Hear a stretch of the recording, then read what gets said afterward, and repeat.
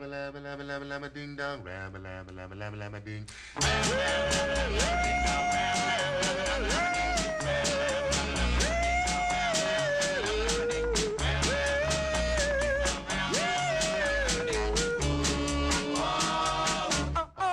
This music is energy.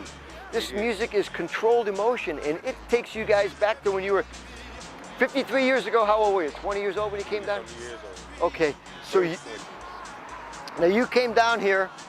We're here at 1303 Prospect Avenue, just 1 block away from Playhouse Square in downtown Cleveland, Ohio. Yes. And here I am with you, Marshall Sewell. Now, Marshall, you sang bass for what group? The Edsels. And the Edsels had a big hit. Sure did. What hit was that? Rama Lama Ding Dong. Now, Rama Lama Ding Dong. Everybody thinks that song is cute, it's funny. Where did that song come from? George Jones, the lead singer for the Edsels, he wrote that song.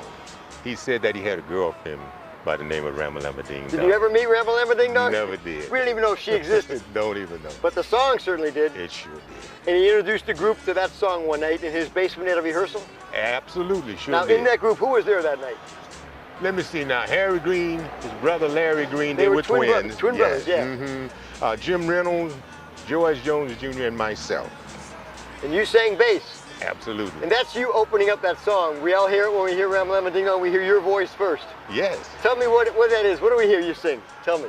Rama Lama Lama Lama Lama Ding Dong, Rama Lama Lama Lama Lama Ding. 53 years later, we're out in front of the same building where you recorded. You sound just like you did back when you were in your early 20s. I sure hope so. Well, you look great and you sound great, and this is you. And I'm really happy to be here with you. And we're going to take a walk inside. Where did you guys record that song?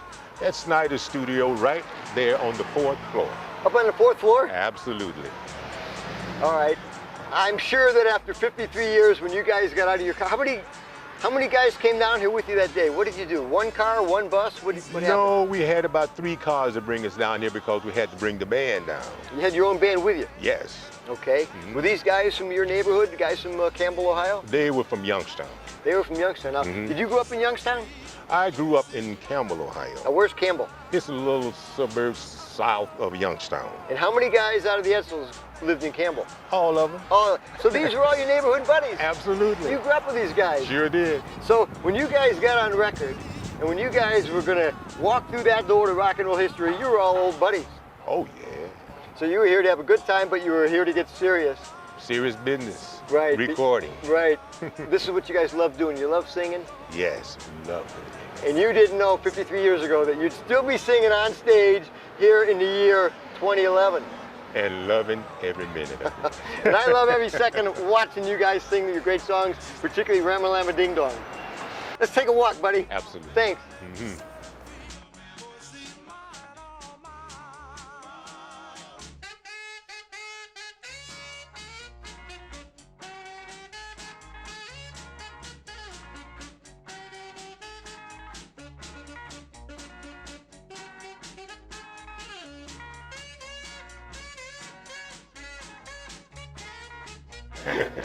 Okay, here we are. Here we are in the 4th floor. You said it was Snyder Studios? Yes. All right, Wow. now tell me, what do you remember? Whatever it is, it wasn't this. No. Well, This is 53 years of technology and design, of course, gives us this. Right. I just remember maybe a studio and some booths that we had to record in, but nothing like this. No, not like this. Now, you guys, when you arrived up here, you had what, 5 singers? How many guys in the band? I think it was like 5 guys in the band. How about drums? We had drums. You bring them up, or were they already here? No, they brought them in. So you had to bring up your own drums, your own guitar. Everything. Everything. Keyboard? Is there a keyboard in that? No, we didn't have keyboards then. Okay, so you just had guitars and drums? Yeah, guitar, drums, horn, saxophone. You had it all? Oh, yeah, we had it all. Big time. Yeah, big time. Well, come on, coming from Campbell, Ohio, why shouldn't it be? Well, let's take a walk now. If I remember, I had been up here back in the 60s. Was the studio on this side, do you remember? You know, I don't really recall whether it was on this side or not. I would assume it might have been, but I couldn't swear to it. Yeah. So when you got up here, you rehearsed it all, or did you rehearse in the car on the way down? Well, we couldn't rehearse in the car But once we got here, we rehearsed. Did you? Because we wanted to save as much time as we could, because time was money, you know. Yeah, yeah. Now, how many takes did it require for us to get the studio version that we hear on the radio? You know, I think it must have maybe taken about at least 5 takes for us to record that. Yeah, at least 5. And back then, now we're talking 1958, so that everybody was recording on the same microphone. No, well, here's the deal. The lead singer had his microphone. Okay. The group, the 4 guys, we had the booth around the one microphone. And what about the band? The band, they were placed out in different. Did they have their own microphone, or did they? Oh yeah, they had their own. Okay, then they had their own microphone. Oh yeah. But everybody recorded together. You didn't sing to the track that was on the... No, tracks. We didn't even know anything about tracks then, you know. No. So Right. everybody just got together, and everybody had to be perfect. Oh yes. And if they weren't perfect, You had to do it again. that's right. Stop and start over again. Right. It was originally recorded in July of '58. But it wasn't released in July of '58. Well, it was released in 1958, and it enjoyed some mild success. Okay. But what happened was What label was that on? that was on the dub label. That was on the dub originally. Yep. And it, like I said, it enjoyed some mild success, but it didn't become a hit until 1961. 58, when you recorded it and when it was originally released. Did you hear it on the radio? Oh man, that was great, you know. Yeah. Tell me, when you first heard it, you remember where you were? You remember what you were doing? You remember who you were with? What was going on? I think we were en route to Detroit because they had asked us to come down there to do a show. And we were just driving along on the highway. And all of a sudden we hear, Rama Lama Lama Lama Ding Dong, and oh boy, everybody just went wow, you know. That car couldn't contain you. Oh Right, man, I'm that's the telling way. you, it was one of the greatest feelings that you probably could have as far as an entertainer is Oh, concerned. Sure. So you guys went up to Detroit and you guys were on the radio. You guys were radio stars. Oh yeah, you know, just to be traveling on the road like that was great for us, you know. Yeah. Now, it had only a mild success back in '58, so then really it died off. It didn't get played much anymore. Right. Until a DJ in New York was playing a song by the Marcells. Which song was that? Boom, boom, boom, boom, boom, boom, boom, Rama, Lama, Blue Moon. Blue Moon, of course. Yeah. And he began to play Rama Lama Ding Dong also because it had the bass beginning like Blue Moon. And it caught on fire. And it raced all the way up to 22 on the charts. Boy, were we grateful for that. Oh, now this is in '61. 61. And it came out then on the Twin label. Twin label, yeah. Yeah. So that's the label that we know it as the hit on the Twin label. But you guys in '61, now what happened to your careers in '61? That's when it began to escalate. Yeah. Dick Clark show, all these shows that we were doing on the road. Now, you know. when you see Dick Clark show, Dick Clark had a couple of shows. He had the Saturday night show and American Bandstand. Oh, we had American Bandstand. You guys were on American We were on Bandstand. American Bandstand. You went to Philadelphia? Oh yeah. What was it like? It was beautiful. It was wonderful. It was like a dream coming true. To be on American Bandstand with Dick Clark, you figured you had it made. You arrived at the top. Oh yeah, you were there. It's like the prospector finding gold. Now, Johnny and Joe, over the mountain, across the sea, Joe Rivers. Joe told me this story many times, and I love hearing it.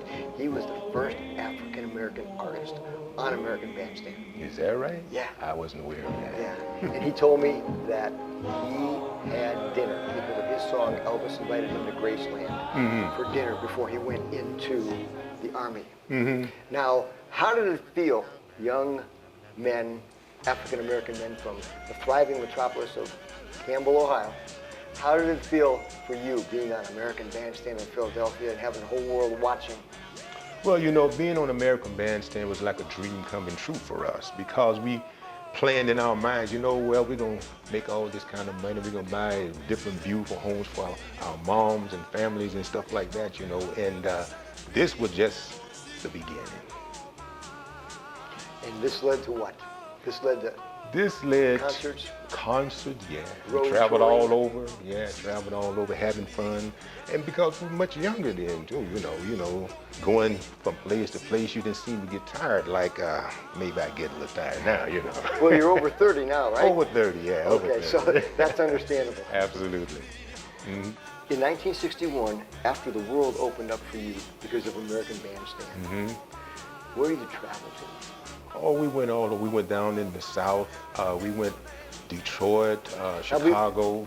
Take me down in the South. What was it like for a young man from Campbell, Ohio, to go down into the deep South? Where were you, Alabama? Alabama, we went down there, yeah. What was it like for you guys, 5 African-American young men from Campbell, Ohio? I have a feeling that the things that you saw and the way you were treated, not being able to eat in the restaurants with the white guys, I want you to tell me about that. How did that feel?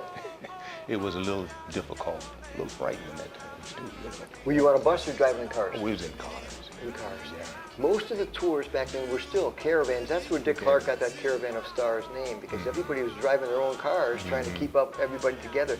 But when you got to the hotel, the white people could stay. In some places, and you would have to stay in other places. What'd they tell you? That's what they would say. I mean, Go down the road. It wasn't anything secret about it. Yeah. Yeah.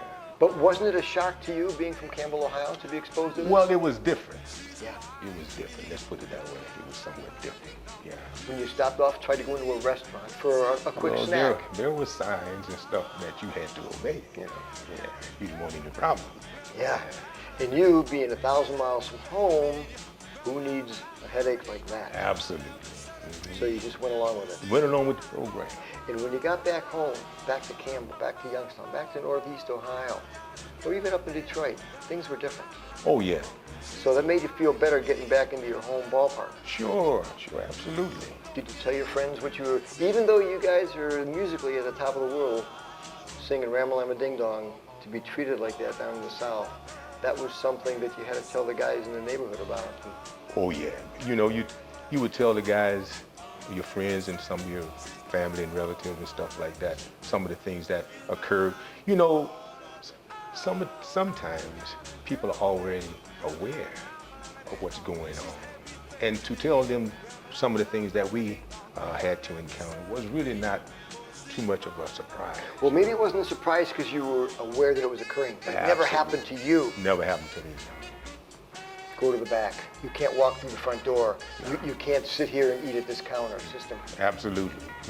But now as you travel around, and I've seen you perform hundreds of times all over, and it's always a thrill to hear Rama Lama Ding Dong, and you got to feel so good about how far you've come. Oh, yes. Definitely. I have a few posters that I brought with me. Some old mementos from the Edsels way back in the history? Well, not too far back, but it's just some of the Edsels performing with other entertainers. All right, let's take a look at this. Let's sit right here. Okay. Now this right here is something that I really value, and it's the contract with American Bandstand, when we first appeared on American Bandstand in 1961. That says Marshall Sewell. That says me. And it was signed by the Clark Corporation, Dick Clark? Dick Clark. Right there. Done. Yeah. And this is one of the photos that we took with Dick Clark while we were there.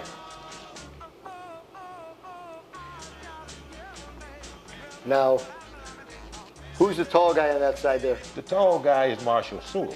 That's you. And there's Dick Clark in the middle. Dick Clark in the middle. George Jones Jr. right here. This is Larry Green. This is Harry Green. And this is Jim Reynolds. And Jimmy's still alive. Oh yeah, he's still alive. First got started. That's probably one of the first photos we ever made. This is the famous publicity photo. Yeah. Yeah. Yeah, that's it.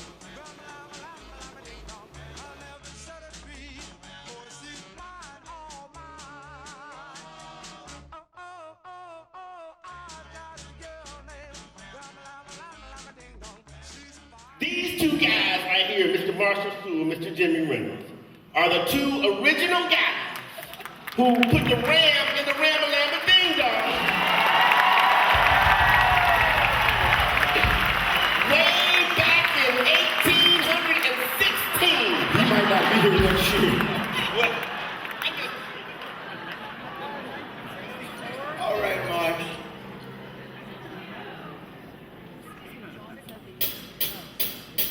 Rama Lama Lama Lama Lama Ding Dong. Rama Lama Lama Lama Lama Ding Dong.